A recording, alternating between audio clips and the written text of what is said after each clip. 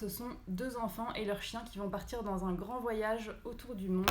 On voit au début, en fait, ils sont là, je sais pas si vous voyez, ils sont dans leur salon, ils s'ennuient devant la télé, ils savent pas quoi faire, etc. Et l'auteur leur rappelle que quand ils étaient petits, ils s'émerveillaient d'un rien, ils avaient envie de protéger les animaux, ils avaient envie de protéger la planète, etc.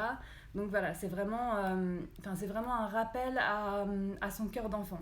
Et donc là, tout à coup, ils partent pour leur voyage imaginaire.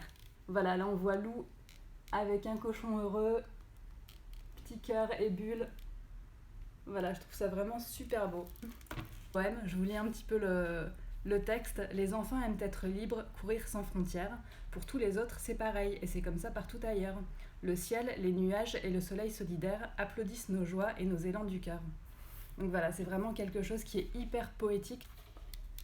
Voilà, là on retrouve Lou et Bulle qui sont juste là. Et petit cœur.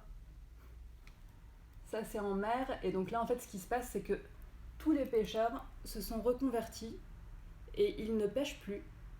Désormais, ils ramassent les déchets plastiques de l'océan. Donc là, on voit les enfants qui ont fait leur tour du monde, qui ont vu un petit peu comment ça pourrait se passer si on respectait tous les animaux, si on respectait la planète, si on se respectait entre nous. Mais forcément, à la fin, c'est le retour à la réalité. Donc là, voilà, vous voyez, c'est pas très très rigolo, ça redevient tout gris et tout ça. Mais du coup, ils se demandent qu'est-ce qu'on peut faire. Est-ce que c'est vraiment la fin de tout? Est-ce que c'est vraiment le retour à la réalité et puis plus rien ne se passe? Eh ben non. Parce que du coup, les enfants, ils vont décider d'aller voir leurs parents, ils vont voir leurs amis, et tous ensemble, ils vont même aller voir les autorités politiques. Et ils vont leur proposer de mettre en place des choses pour créer un monde meilleur. Voilà, vous voyez les enfants qui vont voir le maire, et qu'est-ce qui se passe? Eh ben, les adultes, ils sont touchés par cette démarche, et finalement, petit à petit, ensemble, on arrive à améliorer les choses. Et voilà.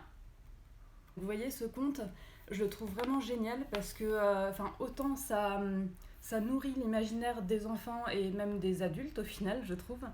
Mais en plus, ça appelle vraiment les enfants à faire quelque chose, à ne pas juste rester dans ce rêve d'un monde meilleur, mais à vraiment aller le créer et faire des choses pour que ça devienne réalité.